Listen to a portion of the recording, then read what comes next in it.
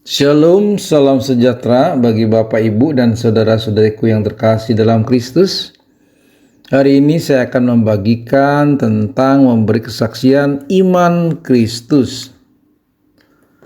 Dalam memberikan kesaksian iman Kristus kepada orang lain adalah tindakan penting di dalam kehidupan seorang Kristen. Sebagaimana Yesus memerintahkan untuk menyebarkan Injil kepada semua bangsa. Kemudian pada Kisah Para Rasul 1-8 berbunyi, "Tetapi kamu akan menerima kuasa kalau Roh Kudus turun ke atas kamu, dan kamu akan menjadi saksiku di Yerusalem dan di seluruh Yudea dan Samaria dan sampai ke ujung bumi." Memberi kesaksian dapat dilakukan dalam berbagai cara, baik melalui perkataan maupun melalui perbuatan. Yang pertama, hidup sebagai teladan yang baik, yaitu memiliki perilaku yang konsisten. Artinya, salah satu cara paling efektif untuk memberi kesaksian adalah melalui perilaku sehari-hari. Dengan menunjukkan kasih, kesabaran, kemurahan hati, dan keadilan di dalam setiap tindakan, maka orang lain seringkali lebih terpengaruh oleh contoh nyata daripada kata-kata. Kemudian buah roh, marilah kita hidupkan buah roh seperti kasih, sukacita, damai sejahtera, kesabaran, kemurahan, kebaikan, kesetiaan, kelemah lembutan, dan penguasaan diri, seperti yang tertulis pada Galatia 5 ayat 22-23. Kehidupan yang dipenuhi dengan buah roh menjadi kesaksian yang kuat bagi orang lain. Yang kedua adalah berdoa untuk orang lain. Sebelum memberikan kesaksian, penting untuk berdoa bagi orang-orang yang ingin kita berikan kesaksian. Mohon bimbingan Roh Kudus untuk memberi kesempatan yang tepat dan kata-kata yang bijak. Doa juga bisa membuka hati mereka untuk menerima pesan tentang Kristus. Yang ketiga, berbagi kesaksian pribadi. Cerita pribadi adalah menceritakan bagaimana iman kepada Kristus yang telah mengubah hidup Anda. Ceritakan pengalaman pribadi tentang bagaimana Tuhan bekerja dalam hidup Anda, menyembuhkan, memberikan penghiburan, atau memberikan bimbingan. Hindari bahasa agama yang sulit. Gunakan bahasa yang sederhana dan mudah dimengerti oleh orang lain. Fokus pada pengalaman pribadi dan bagaimana iman Anda memberikan pengaruh positif. Yang keempat, mendengarkan dengan empati. Saat berdialog tentang iman, penting untuk mendengarkan apa yang diyakini dan dipikirkan orang lain dengan perhatian yang penuh empati. Ini menunjukkan rasa hormat dan perhatian serta membantu Anda memahami pandangan dari mereka. Memberikan ruang atau kesempatan mereka untuk berbicara, bertanya, atau mengungkapkan keraguan-raguan tanpa mereka merasa dihakimi. Yang kelima adalah menggunakan firman Tuhan. Sampaikan kebenaran dari Alkitab dengan cara yang relevan dan tepat sasaran.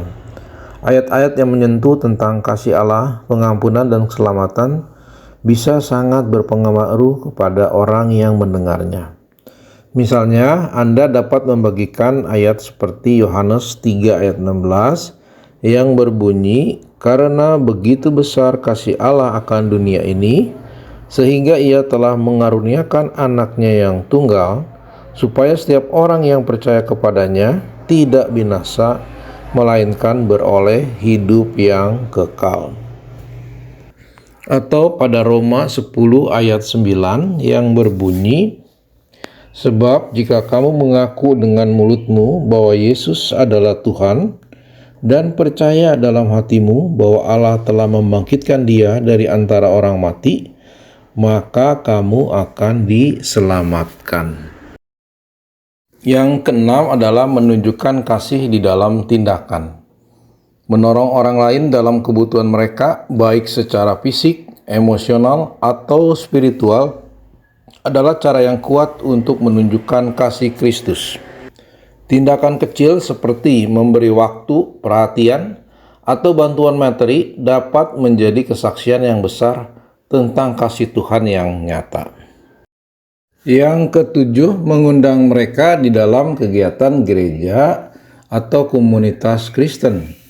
Ajak mereka untuk menghadiri acara gereja, kelompok doa, atau studi Alkitab. Ini memberikan mereka kesempatan untuk merasakan kebersamaan di dalam komunitas Kristen dan mendengar lebih banyak tentang iman kepada Yesus. Jelaskan juga kepada mereka bahwa mereka tidak perlu merasa tertekan untuk bergabung, tetapi bahwa mereka selalu diterima dengan tangan terbuka. Yang kedelapan adalah bersaksi dengan rendah hati dan kesabaran. Marilah kita sampaikan kesaksian dengan rendah hati tanpa memaksa atau menghakimi. Ingat bahwa perubahan hati dan keyakinan adalah pekerjaan Roh Kudus. Terkadang respon positif tidak segera terlihat bagi orang yang diberikan kesaksian, tetapi tetaplah bersikap sabar dan tetap berdoa untuk mereka agar dibukakan hatinya untuk menerima Yesus.